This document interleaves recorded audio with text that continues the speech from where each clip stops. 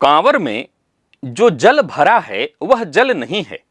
शिव पुराण की शतरुद्र संहिता में भगवान की 8 मूर्तियां बताई गई हैं, जिन्हें अष्टमूर्ति कहते हैं। पृथ्वी उनकी शर्व नामक मूर्ति है, जल भव नामक मूर्ति, अग्नि रुद्र, वायु उग्र नामक मूर्ति, आकाश भीम, सूर्य ईशान नामक मूर्ति और चंद्रमा महादेव नामक मूर्ति। कितने हुए? 7। 8वीं मूर्ति कौन है? यही इस पूरे विषय का गूढ़तम रहस्य है और उसे मैं आपके लिए ठीक समय पर खोलूंगा।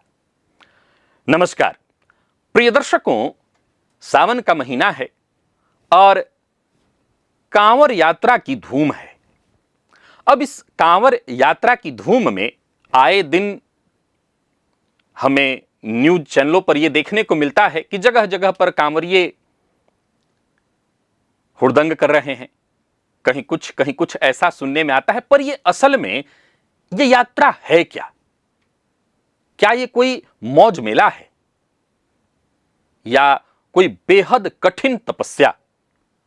एक और बात, ज्यादातर आप लोग कांवड़ ये बोलते हैं, मैं कांवर बोल रहा हूं। अब मुझे इसका पूरा सही कोई प्रमाण और तर्क नहीं पता है। हमारे यहां कांवर ही कहते हैं, अड़ नहीं कहते हैं।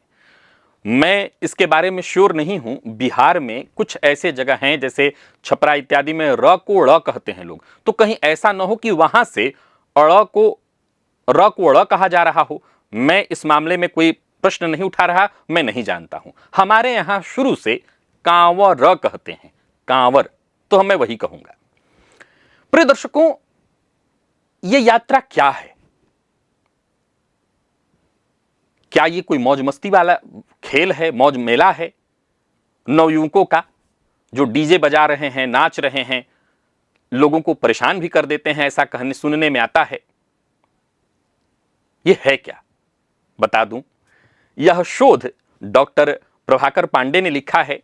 और एक और बात बता दूं, मैं जानता हूं कि उनके शोध जो है, ये जो मैं आपको अब सुना रहा हूं, इसमें मैंने बहुत कटाई छटाई की है।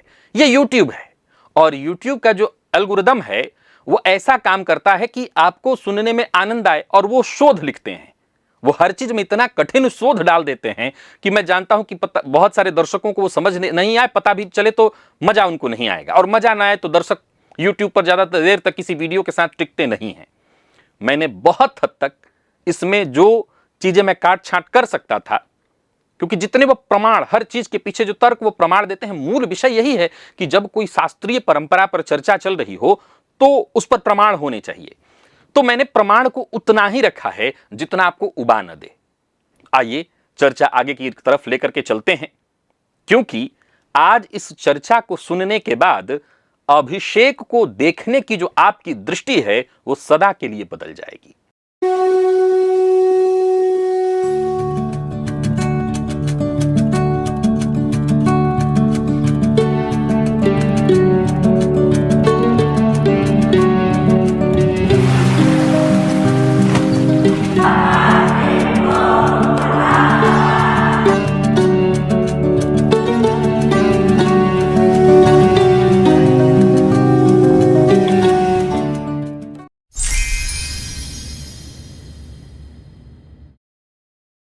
बस अभी इतना समझ लीजिए कि जल शिव की भव नामक मूर्ति है। महाकवि कालिदास ने अभिज्ञान शाकुंतलम के मंगल श्लोक में इन्हीं 8 मूर्तियों की वंदना की है, और वहां सबसे पहली जो मूर्ति है जल ही है।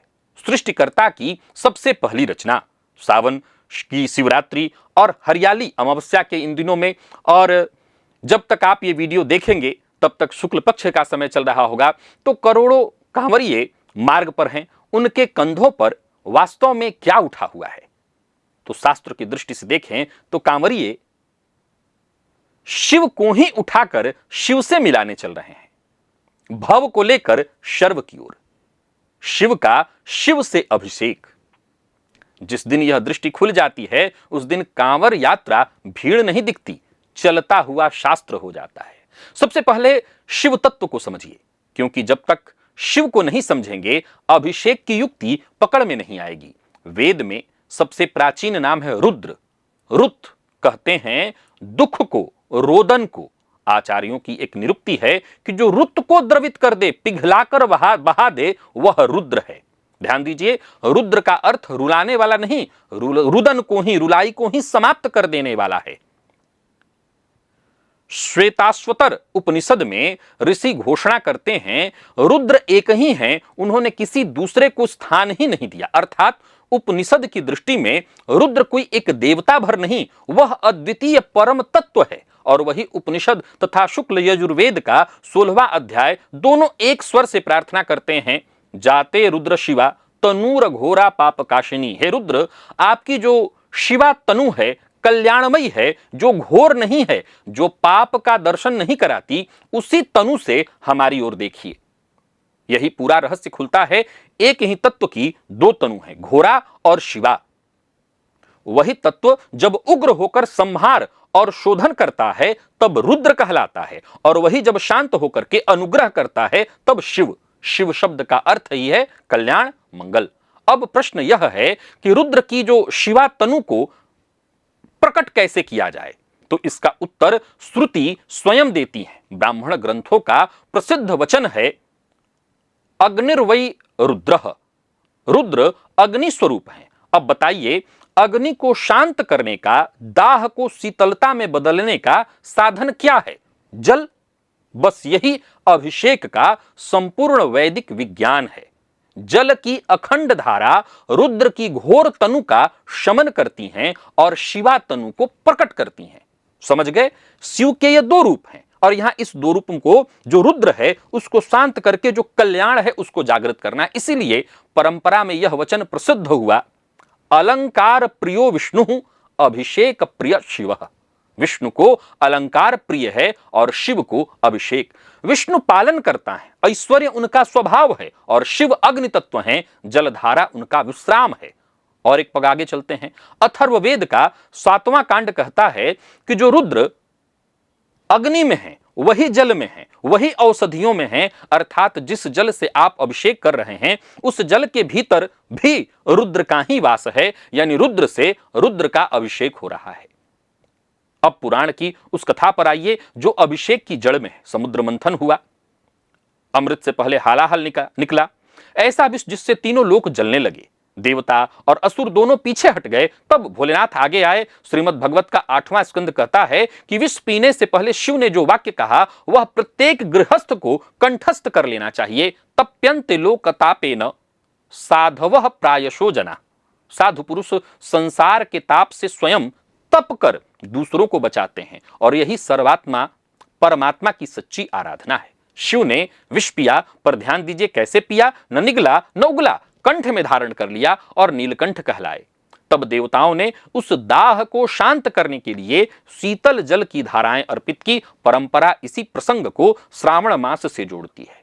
यही अभिषेक की परंपरा का पौराणिक बीज है। इसलिए सावन में जब जल, और इसीलिए कांवर में जल। अब यहां 1 मिनट हमें रुकना चाहिए, क्योंकि यह कथा आपके घर की कथा है।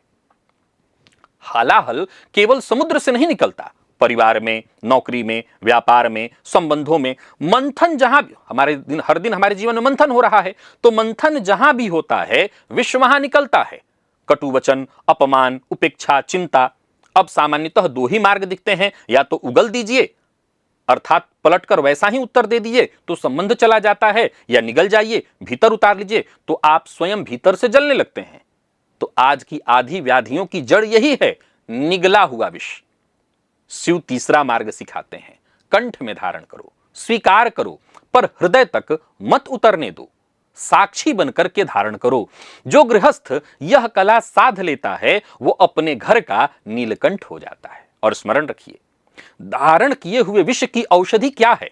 धारण किए हुए विष की औषधि क्या है? शीतल जलधारा। इसीलिए सावन का अभिषेक केवल शिव के लिए नहीं, आपके अपने भीतर के दाह के लिए भी है। यानी जब आप शिव को शिव से मिलाते हैं तो एक तरह से देखें तो आपके भीतर भी जो एक अज्ञात भय भरा पड़ा है, एक क्रोध, वो सब शांत होता है। एक सूक्ष्म बात और, अभिषेक में जब हम रुद्राभिषेक करते हैं तो कहा जाता है धारा को अखंड रखा जाता है। धारा भोलेनाथ पर जब चढ़ाई जाती है टूटनी नहीं चाहिए। बीच में क्यों नहीं टूटने जाती है? यहां संस्कृत का सौंदर्य देखिए।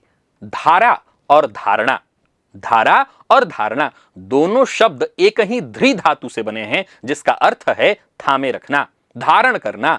टूटती हुई धारा केवल जल है, अखंड धारा जो है वो धारणा है। मन का एक बिंदु पर अखंड ठहराव, जब तक धारा गिर रही है, दृष्टि लिंग पर टिकी है, मन एकाग्र है। योग जिस धारणा को कठिन अभ्यास से पाता है, अभिषेक उसे जलधारा के बहाने सहज ही करा देता है। यह पूजा भर नहीं, यह अपने आप में संपूर्ण योग है। अब प्रश्न उठता है कि सावन ही क्यों? यहां मैं आपको वह दृष्टि देता हूं जो संभवतः आपने कभी पहले नहीं सुनी होगी। तो बताइए, सावन में सबसे पहले अभिषेक कौन करता है? आप नहीं, स्वयं शिव करते हैं। कैसे? तो अष्टमूर्ति की चर्चा फिर से याद कर लीजिए। जल भव मूर्ति है और पृथ्वी शर्व मूर्ति। तो सावन की वर्षा वास्तव में क्या है? आकाश से भव मूर्ति उतरकर शर्व मूर्ति का अभिषेक कर रही है। सावन में शिव अपने ही जल से अपनी ही पृथ्वी को स्नान करा रहे हैं। किसान का सूखा खेत, प्यासी नदी, तपा हुआ वन, सबका अभिषेक ऊपर से हो रहा है और कांवर यात्रा उसी अभिषेक का उत्तर है। मेघ समुद्र से जल उठाकर पृथ्वी पर चढ़ाते हैं, कांवरिये नदी से जल उठाकर शिव पर चढ़ाते हैं। अंतर केवल इतना है कि मेघ अनजाने ढोते हैं और भक्त जानकर। मेघ में भी जल है तो वो अनजाने में ढो रहे हैं, या ये कहीं उनकी प्रकृति है, और भक्त जानबूझ करके जल में संकल्प और मंत्र को जोड़कर ढोता है। जिस क्षण मनुष्य सृष्टि के चक्र में जानबूझकर श्रद्धा के साथ सम्मिलित होता है, उसी क्षण वह पशु से यजमान बन जाता है। यह शब्द यजमान, इसको जरा याद रखिएगा, क्योंकि ये रहस्य है जिसे हम आगे खोलेंगे। अब कांवर की जड़ों पर आइए। यहां 3 धाराएं मिलती हैं। पहली, समुद्र मंथन के बाद देवताओं द्वारा शिव के दाह समन के लिए जलार्पण, जिसकी चर्चा हमने की। दूसरी, शिव पुराण की कोटि रुद्र संहिता का वैद्यनाथ प्रसंग, जिसमें रावण शिवलिंग को लंका ले जाते हुए मार्ग में देवघर में स्थापित कर बैठते हैं। उसी वैद्यनाथ धाम के लिए सुल्तानगंज की उत्तर वाहिनी गंगा से जल लेकर के लगभग 105 किलोमीटर की पद यात्रा आज भी होती है। यह कांवर का सबसे प्राचीन जीवित मार्ग है और परंपरा यहां तक कहती है कि पहली कांवर स्वयं रावण ने उठाई थी। तीसरी धारा उत्तर भारत की है। हरिद्वार, गौमुख और गंगोत्री से जल लेकर के अपने अपने क्षेत्र के शिवालयों तक की यात्रा। बागपत के पुरा महादेव में परशुराम जी से जुड़ी परंपरा इसका प्राचीन उदाहरण है। और इन सब के पीछे एक स्मृति खड़ी है, श्रवण कुमार की, जिन्होंने कांवर में माता पिता को बिठा करके तीर्थ कराया था। जिस मास का नाम श्रावण, उसी मास में कंधे पर कांवर लेकर सेवा और श्रद्धा का यह संगम भारतीय मन में बहुत गहरा बैठा हुआ है। मैं यहां स्पष्ट कर दूं कि इनमें कुछ पुराण वचन हैं और कुछ लोक परंपरा, पर महाभारत का प्रसिद्ध वचन है, महाजनों ये न गतः सपांथा, ये न गतः सपांथा। जिस मार्ग से श्रेष्ठ जन गए वही पंथ है। जो परंपरा सहस्त्रों वर्षों से करोड़ों मनुष्यों को संयम, तप और समर्पण सिखा रही है, वह लोक होकर भी शास्त्र का ही विस्तार है। गंगा जल ही क्यों? गंगा अवतरण की कथा स्मरण करिए। भागीरथ के तप से जब गंगा जी उतरी तो उनके वेग को पृथ्वी सह नहीं सकती थी। शिव ने वह वेग अपनी जटाओं में धारण किया, तब धारा पृथ्वी पर उतर सकी। तो जो जल शिव के मस्तक से होकर के पृथ्वी पर आया, भक्त उसी जल को पुनः शिव के मस्तक पर लौटा देते हैं। समझ गए? एक वृत्त पूर्ण हुआ। जो जहां से मिला उसे पुनः वहीं लौटाकर कृतज्ञ होना।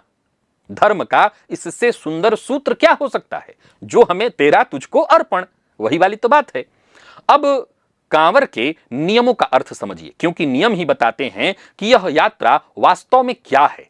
कांवर भूमि पर नहीं रखी जाती है, क्योंकि संकल्प बीच में नहीं उतारा जाता। यात्री नंगे पांव चलते हैं, क्योंकि पृथ्वी शिव की सर्वमूर्ति है, उसका सीधा स्पर्श ही उपासना है। ब्रह्मचर्य, सात्विक आहार, मद्यपान, मांसाहार इत्यादि का पूर्ण त्याग, वाणी का संयम, यह पर्यटन नहीं है, यह चलता हुआ व्रत है। ऐसा तप जो एक स्थान पर बैठकर नहीं, सैकड़ों किलोमीटर की चलकर की जाने वाली तप रूपी यात्रा है। और मार्ग का संबोधन सुनिए, वहां पर लोग बोल बम ये नारा लगाते जाते हैं। वहां कोई नाम नहीं पुकारा जाता, कोई पद नहीं, कोई जाति नहीं, जो अधिकारी है वह भी भोला, जो श्रमिक है वह भी भोला, जो समाज वर्ष भर सीढ़ियों में बटा रहता है कि तुम ऊपर तुम नीचे, वह सावन के मार्ग पर समतल हो जाता है। यह समता आती कहां से है?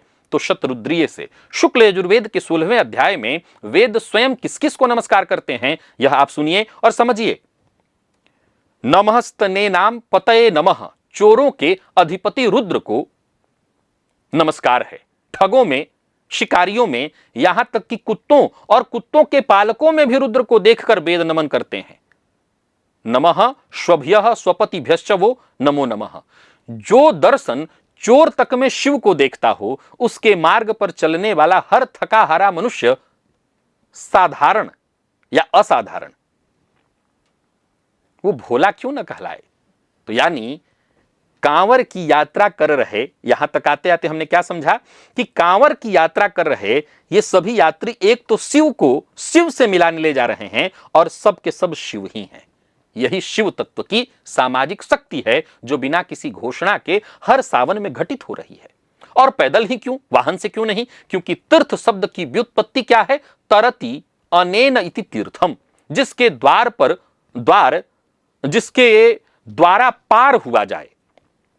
तरति इति तीर्थम, जिसके द्वारा पार हुआ जाए। पार श्रम से हुआ जाता है, सुविधा से नहीं।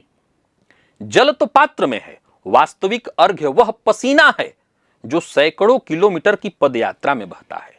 किसान बीज को खेत में फेंकता नहीं, क्या करता है? बोता है। श्रम के साथ अर्पित किया हुआ ही फलता है। समझ गए? अब उन प्रश्नों पर आते हैं जो हर सावन में उठाए जाते हैं। मैं किसी व्यक्ति को उत्तर नहीं दे रहा, विचार को उत्तर दे रहा हूं और शास्त्र से दे रहा हूं। कई तरह के आक्षेप लगाए जाते हैं, वर्षों से किए जा रहे हैं, लोग इसका जवाब दे रहे हैं। जवाब देते रहा जाएगा और आक्षेप भी लगते रहेंगे। पत्थर पर जल डालने से क्या मिलेगा? तो उत्तर के लिए लिंग शब्द को समझना होगा। संस्कृत में लिंग का अर्थ है चिन्ह, संकेत, और आचार्यों की निरुक्ति है कि जिसमें समस्त सृष्टि लय को प्राप्त होती है, वह लिंग है। शिव पुराण की विद्येश्वर संहिता का लिंगोद्भव प्रसंग देखिए। ब्रह्मा और विष्णु में जब श्रेष्ठता का विवाद हुआ, तब दोनों के मध्य एक अनादि अनंत ज्योति स्तंभ प्रकट हुआ। ब्रह्मा ऊपर गए, विष्णु नीचे। युगों तक खोजते रहे, पर उस स्तंभ का आदि मिला न अंत। वही अनादि अनंत तत्व लिंग रूप में पूजित है। अर्थात शिवलिंग किसी आकृति की पूजा नहीं, वह निराकार अनंत को स्पर्श करने वाला आकार संकेत है।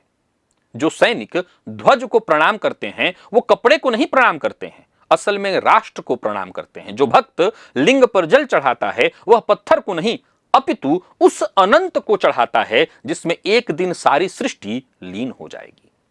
दूसरा, जल दूध की बर्बादी। हालांकि सब पर मैं क्या तर्क दूं और क्यों दूं, खैर, एक कांवर में देखा जाए तो 2-4 लीटर जल होता है और एक मनुष्य स्नान से लेकर के बाकी की चीजों में कितना बर्बाद कर देता है।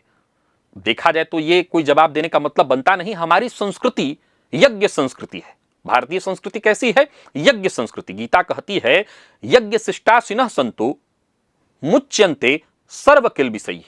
अर्थात जो पहले अर्पण करके फिर शेष को ग्रहण करते हैं, वे पापों से छूट जाते हैं। तो पहले देना फिर लेना, यह दृष्टि जिस समाज से छूट जाती है, वह केवल भोगना जानता है। और सच पूछिए तो संसाधनों का वास्तविक नाश वही है, भोगवादी दृष्टि, अर्पण की दृष्टि नहीं।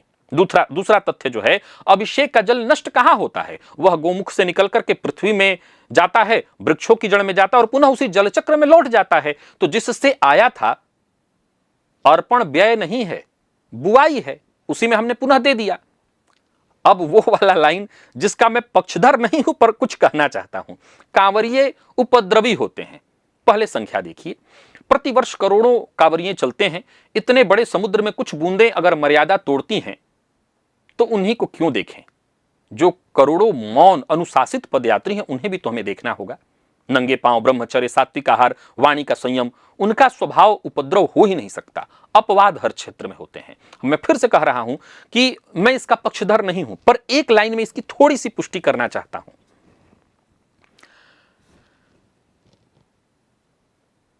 देवम भूत्वा देवम यजेत, देवता बनकर के देवता की आराधना की जाती है। समझिए इस बात को।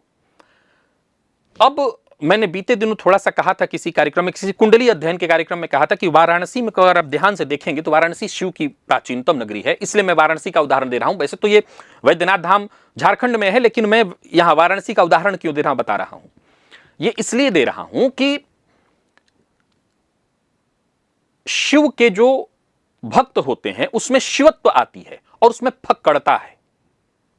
जैसे अगर आप कृष्ण के भक्तों को देखेंगे, आप वृंदावन चले जाइए, मथुरा वृंदावन में जाएंगे जब आप, तो वहां जितने भी कथावाचक लोग हैं, मैं किसी पर आक्षेप नहीं लगा रहा हूं, लेकिन अब आक्षेप क्या लगाना, बाल बढ़ाए हुए हैं स्त्रियों की तरह वगैरह वगैरह, तो उनके अंदर जो लचक है, आप उनको ध्यान से अगर देखिए तो वो जो लचक है, असल में वो देवम भूत्वा देवम यजेत को ही सिद्ध कर रहे होते हैं। तो आप जिस देवता की आराधना कर रहे होते हैं उस देवता का देवत्व आप में आ जाता है। तो शिव कौन है? शिव वही है वैरागी। तो वो जो फक्कड़ता है वही इनमें आ जाती है। हां, अब इस फक्कड़ता में किसी और को नुकसान पहुंचाना, मैं इसकी पुष्टि कभी नहीं करूंगा, मैं इसके पुष्टि में जाऊंगा भी नहीं, ये अपवाद ही इसको मानूंगा। लेकिन जब आप किसी देवता की यजन आराधना करते हैं तो उन्हीं के समान आपका स्वरूप बन जाता है। तो ये सब भी जो कर रहे हैं कुछ हद तक वैसे ही है, फिर भी मैं वही कहूंगा कि नहीं करना चाहिए। अपने आप में इतनी बड़ी तपस्या है, इतनी बड़ी तपस्या, जो कांवर आप सभी, मैं उन कांवरियों के लिए कहना चाहता हूं, मेरे नाना जी जब तक जीवित रहे आजीवन कभी किसी वर्ष उनकी यात्रा, और पैदल वो जाते थे सुल्तानगंज से जल लेकर के 105 किलोमीटर की यात्रा वो करते ही थे। तो मैं आपको बता दूं कि 105 नहीं 120 किलोमीटर शायद होता है, अब 105 या 120 हो सकता है, मुझे आइडिया नहीं। खैर, तो आप सबको जो लोग कर रहे हैं वाणी व्यवहार मार्ग का अनुशासन आपको पवित्र रूप से करना चाहिए, क्योंकि आप इतनी बड़ी तपस्या कर रहे हैं और इतनी बड़ी तपस्या को अगर मजाक में ऐसे करके तबाह कर दें तो आपको जो इससे पुण्य मिलने वाला एक एक पग जो आप सुल्तानगंज से आगे की तरफ जाते हैं और भी जगह जगह पर जहां भी आप शिव मंदिर, ये आपकी परिक्रमा हो रही होती है। यानि कानि च पापानि जन्मांतर कृतानि च तानि सर्वाणि नश्यन्ति प्रदक्षिणा, ये प्रदक्षिणा है। जैसे जैसे आप परमात्मा के करीब पहुंचते हैं ये प्रदक्षिणा हो रही है आपकी। तो इस तरह की चीजों में इसको, अपने व्रत नियम को तोड़ना नहीं चाहिए। इतनी बड़ी परिश्रम की चीज है, इसको ऐसे खराब मत करिए। तो बाकी रही बात अंधविश्वास की, समय की हानि, इसका उत्तर अब तक तो पूरा विवेचन ही दे चुका हूं। परंपरा वेद के शतरुद्रीय से, उपनिषद से, एको ही रुद्रह से, शिव पुराण की अष्टमूर्ति से और भागवत के नीलकंठ प्रसंग से पग पग पर सारे प्रमाण उपलब्ध हैं। मैंने बहुत सारे प्रमाण काट दिए हैं। तो अंधविश्वास वाली तो कोई बात ही नहीं है। शास्त्र को न पढ़ने की सूचना अगर कोई कह रहा है कि ये प्रामाणिक नहीं, अंधविश्वास है। अब देखा जाए तो इस दौरान कुछ लोगों की गलतियों को लेकर के आप अगर पूरा का पूरा सबको एक ही कटघरे में खड़े कर देंगे तो ये तो ठीक नहीं है। अब आ जाते हैं उस रहस्य पर जिसका मैंने वचन प्रारंभ में आपको दिया था। अष्टमूर्ति में हमने 7 मूर्तियां गिनी थी। कौन कौन? पृथ्वी, जल, अग्नि, वायु, आकाश, सूर्य, चंद्रमा। अब मैं आपको एक उदाहरण देना चाहता हूं। गर्भगृह, गर्भगृह का दृश्य आंखों में उतारिए। शिवलिंग जहां होता है, अब शिव मंदिर में गए आप बाहर से, लेकिन गर्भगृह को जरा एक बार ध्यान से समझिए। तो सामने शिवलिंग है, पृथ्वी की सर्व मूर्ति, आपके हाथ के पात्र में जल है, भव मूर्ति, मंदिर में दीपक जल रहा होता है, अग्नि रूप रुद्र मूर्ति। आप हम जहां भी हैं वहां पर पवन तो हर जगह है, तो हमें जो स्पर्श करता हुआ पवन है वह उग्र मूर्ति। और आकाश हर जगह फैला हुआ है, ऊपर फैला हुआ आकाश, भीम मूर्ति। बाहर तपते सूर्य, ईशान मूर्ति। हमेशा याद रखिए कि दिन हो या रात्रि, सूर्य चंद्रमा हमेशा हैं, तो रात्रि के जो चंद्रमा है वो महादेव मूर्ति। 7 मूर्तियां एक साथ खड़ी हो जाती हैं। जैसे ही आप शिवलिंग के पास जल लेकर के शिव मंदिर में पहुंचते हैं, 7 मूर्तियां आपको दिखाई पड़ गईं। 8वीं कौन? तो शिव पुराण उत्तर देता है, कालिदास जी उसी का समर्थन करते हैं। 8वीं मूर्ति यजमान, आप स्वयं, अभिषेक करने वाला, जीवात्मा, जिसका अधिपति होने के कारण शिव पशुपति कहलाते हैं। और रुकिए, इस वाक्य के भीतर उतरिए। जल चढ़ाने वाले आप साक्षात शिव की मूर्ति हैं। जो जल चढ़ रहा है वो शिव की मूर्ति है, जिस पर चढ़ रहा है वो शिव की मूर्ति है। कर्ता भी शिव, करण भी शिव, कर्म भी शिव। गीता ने यही दर्शन यज्ञ की भाषा में कहा है, ब्रह्मार्पणम ब्रह्म हविः। अर्पण भी ब्रह्मा को, हवि भी ब्रह्मा को, अग्नि भी ब्रह्मा, हवन करने वाले भी ब्रह्मा। अभिषेक के उस क्षण में गर्भगृह के भीतर शिव के अतिरिक्त कुछ है ही नहीं, सब कुछ। वो 8 चीजें, अष्टमूर्तियां शिव स्वरूप हो जाती हैं। भेद का सारा पर्दा उस एक धार में धुल जाता है और इस रहस्य की अंतिम गहराई मांडुक्य उपनिषद में है। उपनिषद चेतना की 4 अवस्थाएं बताता है, जागृत, स्वप्न, सुसुप्ति, और तीनों से जो परे है वह शुद्ध साक्षी, और चौथी अवस्था है तुरीय।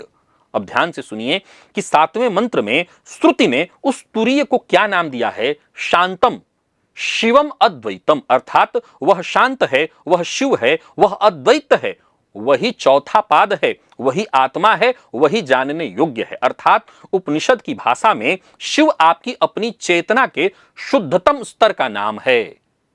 शिव केवल कैलाश पर हैं, वह आपके भीतर साक्षी रूप में सदा उपस्थित है। इसीलिए कहता हूं, जब बाहर जल बाहर लिंग पर गिरता है, पर अभिषेक भीतर घटित होता है।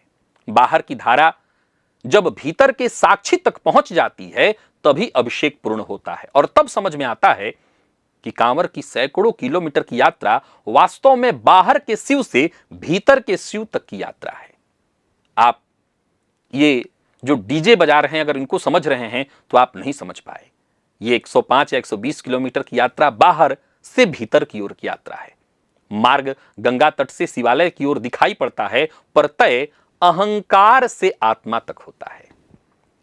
यह शोध डॉक्टर प्रभाकर पांडे ने लिखा था। आशा करता हूं आपको आनंद आएगा, इस विषय को आपने समझा होगा।